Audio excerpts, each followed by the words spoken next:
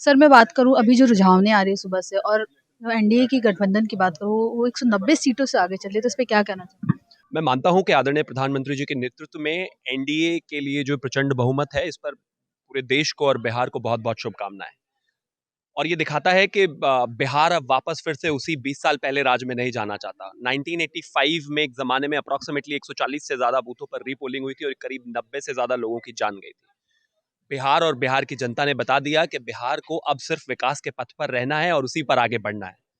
और इसके साथ साथ ये भी दिखाता है कि किस तरीके से 2014 के बाद आदरणीय प्रधानमंत्री जी के नेतृत्व में प्रो इनकम्बेंसी में चुनाव लड़े जाते हैं और इस तरह के प्रचंड बहुमत लाए जा सकते हैं। और मैं तो एक चीज मानता हूं कि ये कोई जादू से कम नहीं है कि जहां जहां पर 14 रैलियां आदरणीय प्रधानमंत्री जी ने की और इसके साथ साथ एक रोड शो किया, चाहे वो बेगूसराय हो, चाहे वो इसके अलावा छपरा हो, तमाम जगह पर वोट भी बढ़े, वोट शेयर बढ़ा, पोलिंग बढ़ा। और इसके साथ साथ एनडीए जो है प्रचंड बहुमत के साथ अब सत्ता में आने वाला है और फिर से एक बार जो है सरकार बनने वाली है। सभी के लिए बहुत बहुत सर शुभकामनाएं।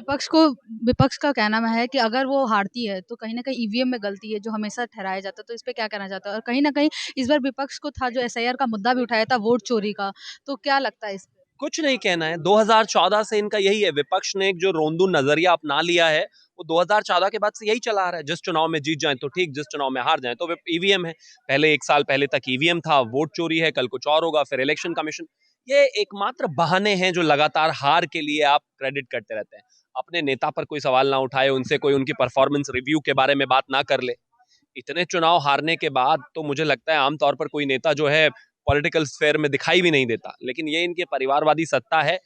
करते रहे, अपनी आंखों पर पर्दा डालकर झूठ बोलते रहे, लेकिन जनता सब जानती है और समझती है। सीएम के तौर पे किसको देखते हैं? वापस इस नीतीश जी को बनाया जाएगा मैं या कोई नया चेहरा?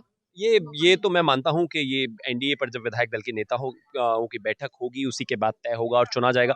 ये उन्हीं का कार्य क्षेत्र है, वो ज्यादा बेहतर तरीके से बता